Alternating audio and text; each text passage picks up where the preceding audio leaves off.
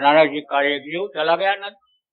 तो नानक जी का जीव जब नर्क गया तो उसको निकालने के लिए गए। कहते हैं ना कि संत जिसको पकड़ते हैं छोड़ते नहीं हैं, उसको पार ही करते हैं। एक जन्म, दो जन्म, तीन जन्म कितना भी लगे, एक जन्म में चले गए तो जिसको उत्तराधिकारी बना करके जाते हैं उसको सौंप करके जाते हैं कि बराबर संभाल करते रहना, इसको समझाते रहना, बताते रहना, और दया हमारी रहेगी, हम इसको तुम्हारे पास पहुंचाते रहेंगे, तुम खींचते रहना। और फिर उसमें भी नहीं हो पाता तो दूसरे को, फिर जो उसको चार्ज देकर जाते हैं वो उसको बता करके जाते हैं कि हमारा जीव है।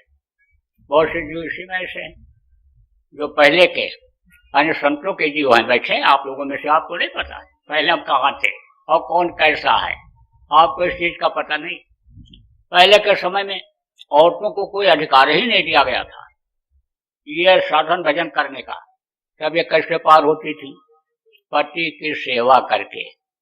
और पति अब इस समय पर अपने ही पार होने का नहीं कर पा रहा तो औरतों को क्या पार करेगा? तो ये बहुत दिनों से आत्माएं ये समझो कि फंसी पड़ी है।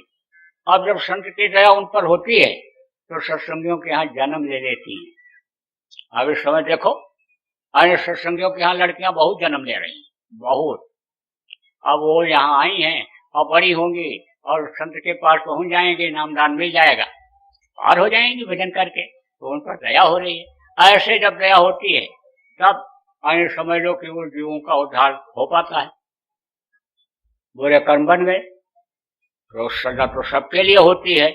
जैसे जहर होता है, चाहे जान के खाओ चाहे अनजान में खाओ, जहर तो अपना असर करता ही करता है।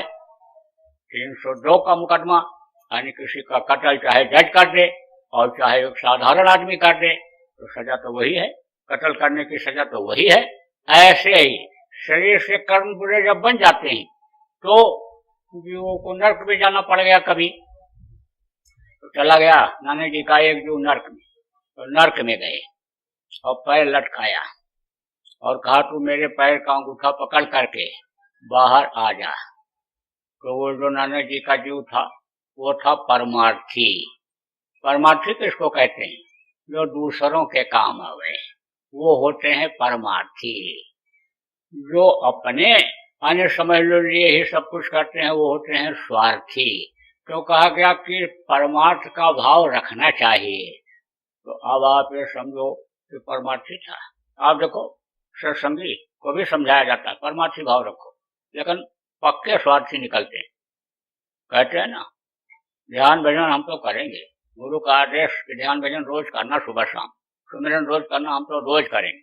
कोई करे न करे हमसे क्या मतलब है? हम तो प्रचार प्रसार में जाएंगे, हम तो फेरी रोज निकालेंगे, हम तो नाम ध्वनि करेंगे, कोई करे न करे तो वो क्या माना जाएगा? स्वार्थी।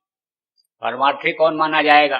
कि हम भी सुमिरन ध्यान भजन रोज करेंगे, दूसरों को भी करवाएंगे, प्रभात फेरी में हम भी जाएंगे, लोगों को जगा करके बुला करके ले जाएंगे, नाम धुनी अपने यहाँ हम भी करेंगे, दूसरों के यहाँ जा करके करवाएंगे, तो वो होते हैं परमार्थी।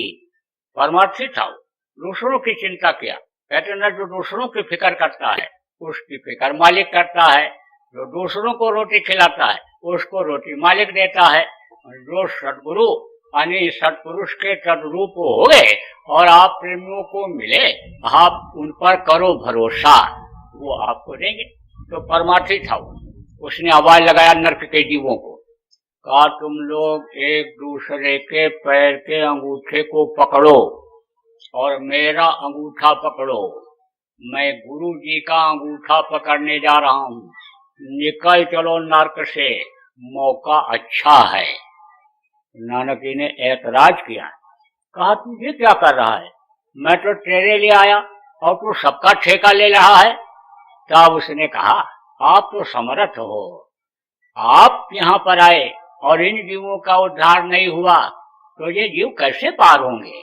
इसलिए मेरे साथ आप इन पर भी दया करो। तो नानक जाए अंगूठा बोरा और सब जीवन का किया निबेरा। आए समझ लो कि जितने भी जीव नर्क में थे एक बार उन्होंने सबको पार कर दिया था।